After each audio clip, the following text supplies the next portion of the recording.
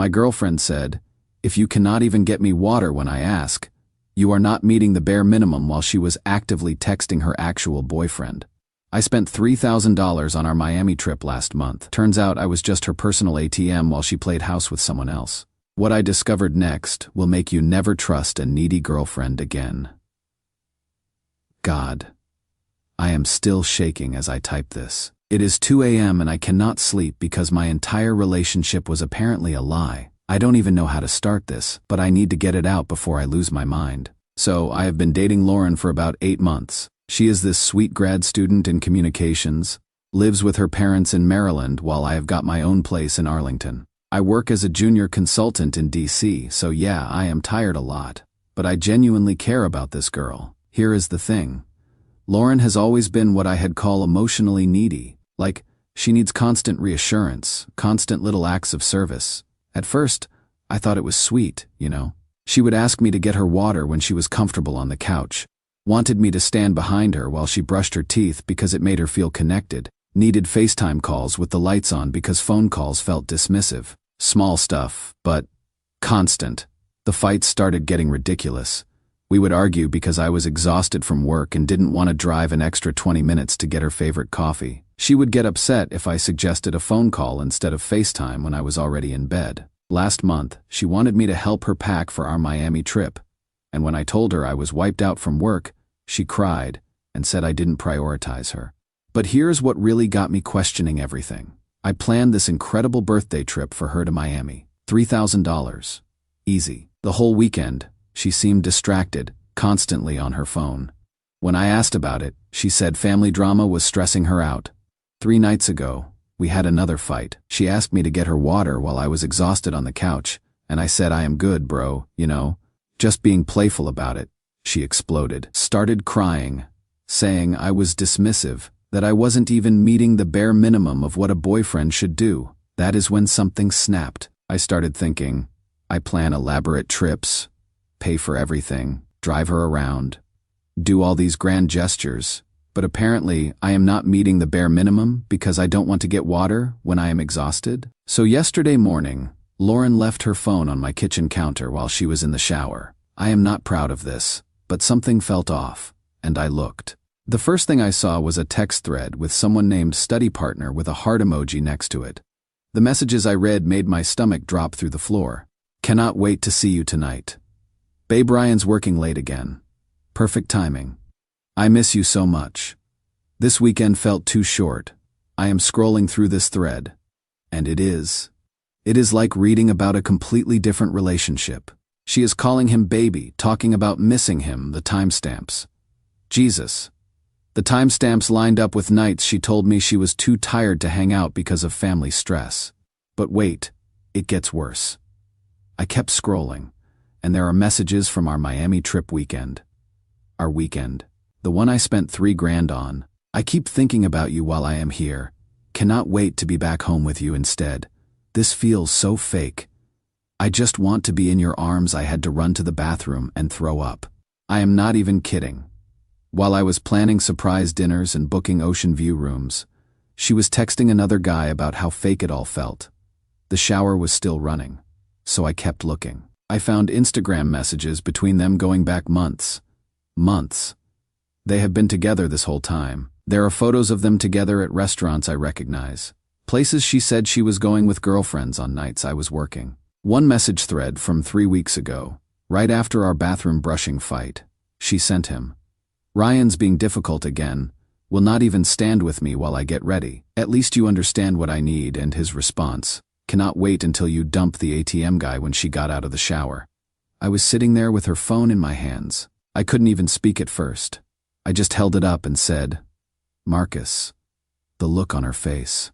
She started crying immediately, but not like sad crying, panicked crying. Started saying it wasn't what it looked like, that Marcus was just a friend, that I was violating her privacy.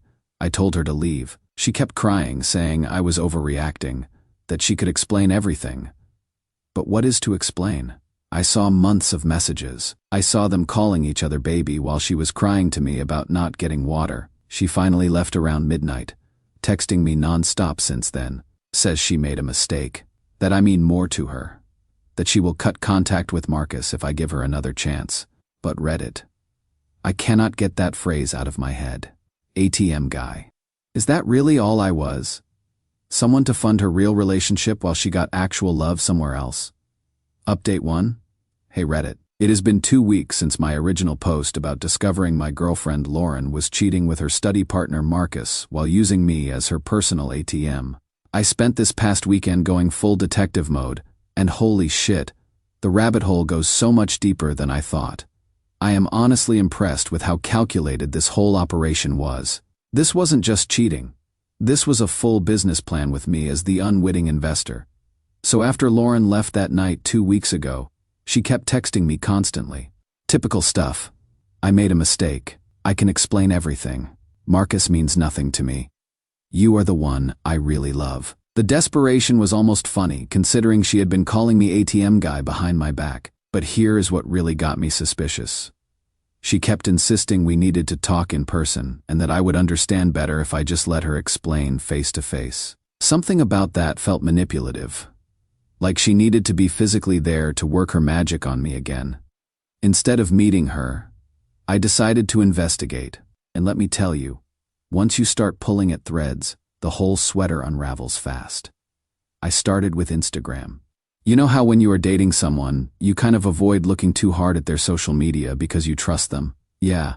Well, that trust was clearly misplaced. I went through Lauren's Instagram going back months, including her saved story highlights. And it was like reading about someone else's life. Remember how she always said she was too tired to hang out on weeknights because of family stress? Well, turns out family stress looks a lot like dinner dates with Marcus at restaurants around College Park. There are photos of them together at places I recognize. That Italian place she said she went to with her girlfriends. The tapas bar she claimed was a study group dinner. Even the hiking trail she said she needed alone time at. But wait. It gets worse. I cross-referenced the dates on these photos with my credit card statements, and I nearly threw my laptop across the room. On March 15th, while she was posting photos with Marcus at some fancy brunch place, I was Venmoing her $200 for her car repair emergency. In early April, she is at a Nationals home opener with him while texting me that she was too anxious about school to hang out. Guess who bought her the jersey she is wearing in the photo? That is right, me, for Valentine's Day. The Valentine's Day thing really got me. I found a whole Instagram story highlight I had missed from February 14th. She spent the morning posting about the flowers and jewelry I sent her. All blessed to have someone who loves me captions. But then that evening, there are stories from a romantic dinner. With Marcus, she celebrated Valentine's Day twice, and I funded both. I called my buddy Jake, who goes to the same grad program, asked him casually if he knew Lauren Mitchell. Said I had heard she was dating some guy named Marcus. Jake goes, "Oh yeah, Lauren and Marcus. They have been together forever. Super cute couple." Wait. Why are you asking? Forever. They have been together forever, I asked Jake when he first saw them together. Trying to keep my voice casual, he said at least a year, maybe longer. They are in the same communications program, always studying together, and according to Jake, Marcus has been calling her his girlfriend to classmates this whole time. I hung up and just sat in my car in silence for like 20 minutes. A year. She has been with Marcus for over a year. I have been dating her for 8 months. Do the math. But here is where it gets really twisted. I reached out to my friend Sarah, who works in their program as AITA. Asked her what she knew about Lauren's relationship situation. Said I was thinking of asking her out, pretending we had never dated. Sarah laughed and said, "Oh honey, Lauren's totally taken. She has got that poor boyfriend who spoils her rotten. Pays for everything. Drives her around, plans these elaborate trips, but she is head over heels for Marcus. They're like the program's golden couple. Poor boyfriend who spoils her rotten. That is literally me. I am the poor boyfriend that their entire social circle knows about and feels sorry for." I asked Sarah what she meant, and she said Lauren talks about having this generous guy who takes care of all her expenses, while she focuses on school and her relationship with Marcus. But here is the thing. Sarah thought it was some kind of arrangement, like maybe a family friend or distant relative helping with expenses, because Lauren was very careful about how she described our relationship to her grad school friends. She made it sound like you were this understanding older cousin or family friend who believed in her education, Sarah said. I mean, it seemed generous but not weird, like she had family support for her dreams. That is how Lauren managed to keep both social circles from overlapping. She told her grad school friends I was family support, while telling me Marcus was just a study partner. Genius-level compartmentalization. When I got home, I looked through my credit card statements from the past 8 months. I added up everything I had spent on Lauren, trips, dinners, gifts, her emergencies, gas money for driving her around. $8,347. That is more than I spend on rent in 3 months. I have been funding her entire lifestyle so she could play house with her actual boyfriend. But you know what the real kicker was? I found a text thread between Lauren and her sister from last week. Right after our confrontation, Lauren had left her iPad at my place, probably on purpose to have a reason to come back, and it was still logged into her messages. Lauren to sister, Ryan found out about Marcus. He is being totally unreasonable and will not even let me explain. I think I can fix this if I just get him to meet me in person. Sister, maybe this is a sign you should just pick one. The whole two-boyfriend thing was bound to blow up eventually. Lauren, but Ryan pays for everything. And Marcus doesn't have money for the lifestyle I want. I need both of them for different things. Ryan's just being dramatic. Two-boyfriend thing.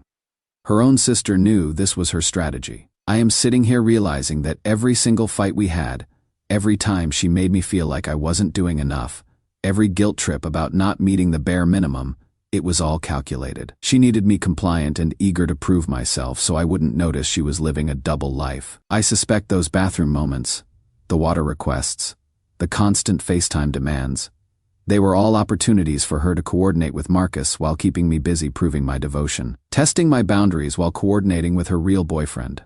I have never felt so stupid in my entire life. Lauren's been texting me constantly, and her tactics have evolved. First, it was apologies. Then it was anger about me violating her privacy. Now it is back to desperation. Yesterday she sent me a long message about how she chose wrong and realizes I am the better man and she wants to make it right. But I keep thinking about that text to her sister. I need both of them for different things. I am not a person to her. I am a function. I am the ATM that enables her real relationship. The thing is, I don't even know how to be angry properly because I keep second-guessing myself. Like, was I really that naive? Were there signs I missed? How do you spend 8 months with someone and not realize you are basically just a financial service provider? But then I remember that phrase her boyfriend used, ATM guy, and the anger comes flooding back. I haven't responded to any of her messages. I think I am done, but part of me wonders if I should confront her, or Marcus, or even her family. Do they know what she has been doing? Are they in on it? Actually, about her family, I found something that is going to change everything, but I need to verify it first. Update 2. It has been a month since my last update, and I am honestly impressed with myself for keeping quiet this long. But Reddit, the scope of this betrayal is so much bigger than I imagined, and I have been planning something that is going to change everything. Well, I have spent the last month gathering evidence like I am building a legal case. And what I discovered about her family's involvement made me realize this wasn't just Lauren being selfish. This was a coordinated effort. It started when I remembered something weird. Lauren's mom, Mrs. Mitchell, always seemed overly grateful when I would pick Lauren up for dates, like uncomfortably grateful. She would make these comments about how thoughtful I was and how Lauren was so lucky to have someone who understands her needs. At the time, I thought she was just being a supportive mom. Now I am wondering if she knew exactly what role I was playing. So I did something that felt crazy but necessary. I drove by Lauren's house last weekend when I knew she would be at school. I told Mrs. Mitchell I was returning some of Lauren's things, which was true. I had a box of her stuff, and we got to talking. The conversation started normal, but then Mrs. Mitchell said something that made my blood run cold. She seemed to be testing my reaction as she spoke, watching my face carefully. You know, Ryan, Lauren's been so much happier since she found balance in her relationships. It is wonderful that you understand what she needs from you. Balance in her relationships, plural. I asked what she meant, trying to keep my voice steady. And Reddit, this woman looked me straight in the eye and said, well, you take such good care of her practical needs, and Marcus provides the emotional support. It is very mature of all of you, all of us, like we are some kind of arrangement that I never agreed to. I was so shocked I could barely respond. Mrs. Mitchell continued, and I could tell she was gauging whether I was truly okay with this setup. Lauren was worried you might not understand, but I told her that generous spirits like yours are rare. You are enabling her to focus on her studies and her emotional growth without financial stress. I asked how long she had known about Marcus. Oh, about 18 months now. He is a lovely boy, though not in a position to provide the stability Lauren needs. That is why what you do for her is so important. 18 months. They have been planning this longer than I have even known Lauren existed. I managed to get out of there without losing it completely, but I sat in my car afterward just processing. Her parents don't see me as their daughter's boyfriend. They see me as her financial sponsor, and they are grateful for my service. But wait. It gets worse. I decided to reach out to Marcus directly, found him on social media, and sent a casual message saying I was friends with Lauren and wanted to plan something special for her upcoming graduation. Asked if he would be interested in helping coordinate. His response floored me. That is so thoughtful. Lauren's mentioned how generous you are with celebrations. I would love to help, though I should mention, I am her boyfriend, so I would want to make sure we are on the same page about anything romantic. Her boyfriend. He said it so casually, like it was obvious and established, like I was just some family friend offering to help with party planning. I asked how long they had been together, and he said 2 years. 2 years.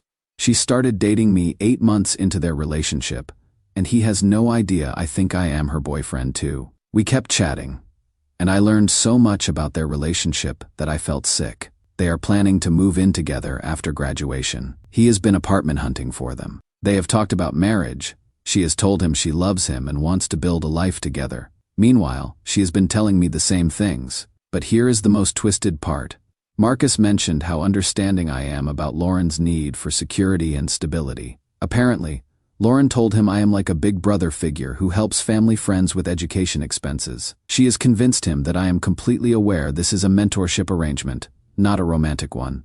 She is so grateful for friends like you who support her dreams, he said. It means she can focus on love instead of survival. Friends like me.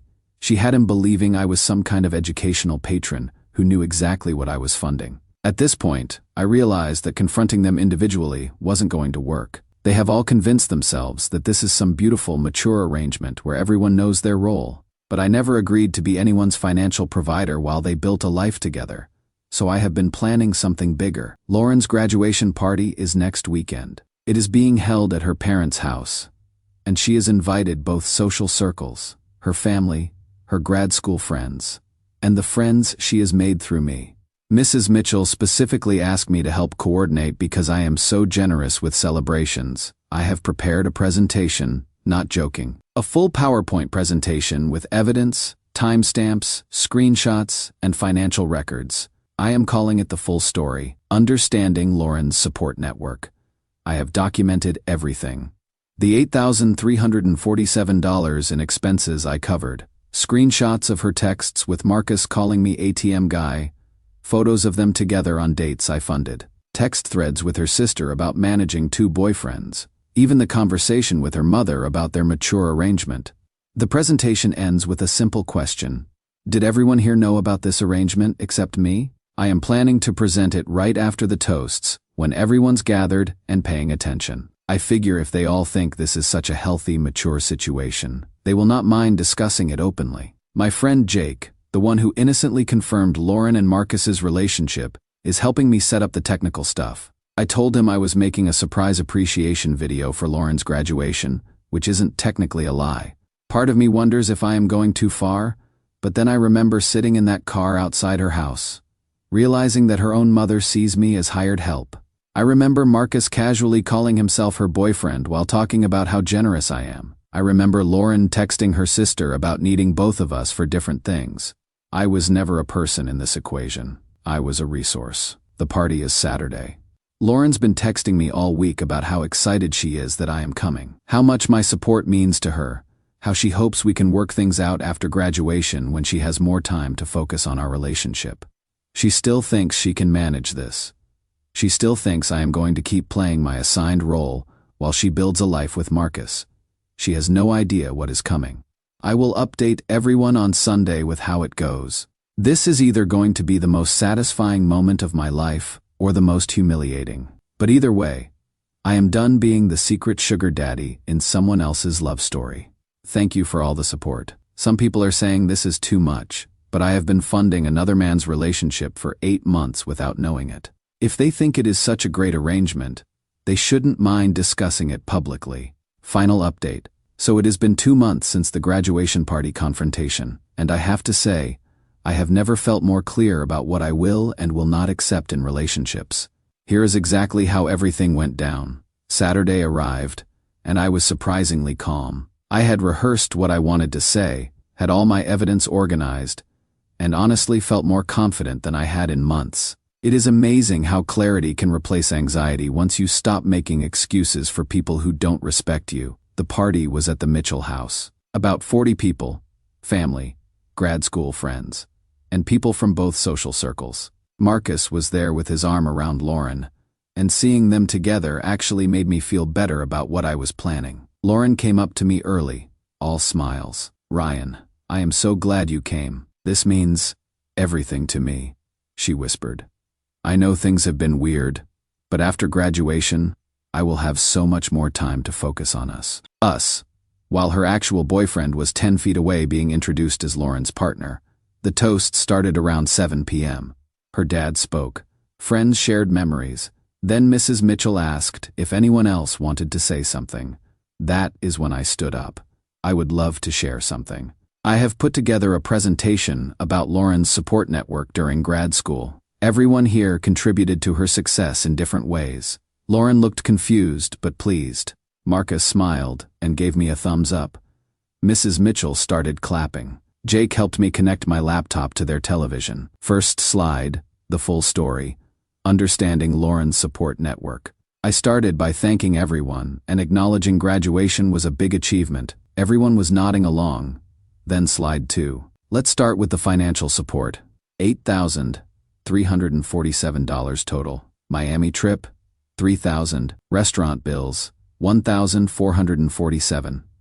Emergency payments, $892. Transportation and miscellaneous, $3,008. The room got very quiet. This is what I contributed to Lauren's grad school experience. I was happy to do it because I thought I was supporting my girlfriend's dreams. Lauren's face went white. Marcus looked confused. Mrs. Mitchell's smile faded. Slide 3 showed Lauren and Marcus's relationship timeline. Photos, text messages, evidence of their 2-year relationship while Marcus provided emotional support and companionship. Marcus stood up. "What the hell is this? Just documenting the support network, please. Let me finish." Slide 4. The text thread where Lauren called me ATM guy and discussed needing both of us for different things. Dead silence. Dozing as people started recording. So Lauren had a very effective support system. Marcus provided love and companionship. I provided financial stability. Her family coordinated this arrangement. Slide 5 quoted Mrs. Mitchell about Lauren's balance in relationships and how her parents had known about both relationships for 18 months. The explosion was immediate. Marcus to Lauren, "You told me he was just a family friend. You said he was like a sponsor." Lauren was crying. "I can explain.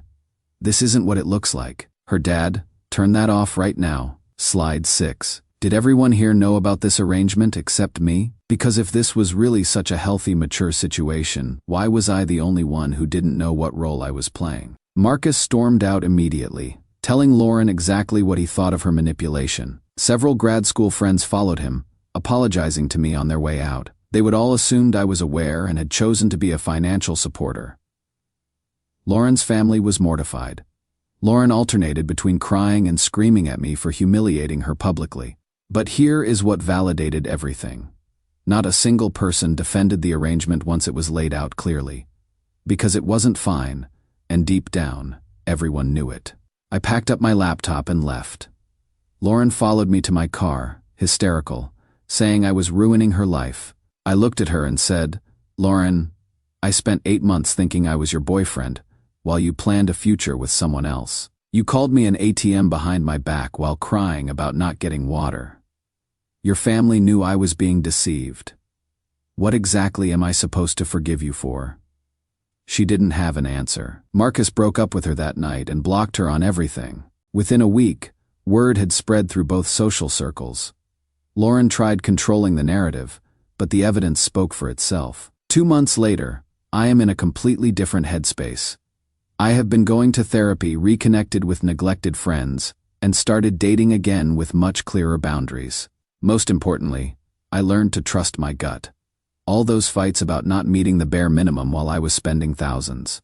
That was my intuition telling me something was wrong. Lauren tried reaching out recently, claiming she is in therapy and wants to make amends. I didn't respond. Some bridges aren't worth rebuilding when the other person burned them down while you were still standing on them. I have heard she is struggling socially and academically. Apparently, having your financial and emotional support systems disappear simultaneously is challenging. Who would have thought? But that is not my problem anymore. I am not anyone's ATM backup plan or financial convenience.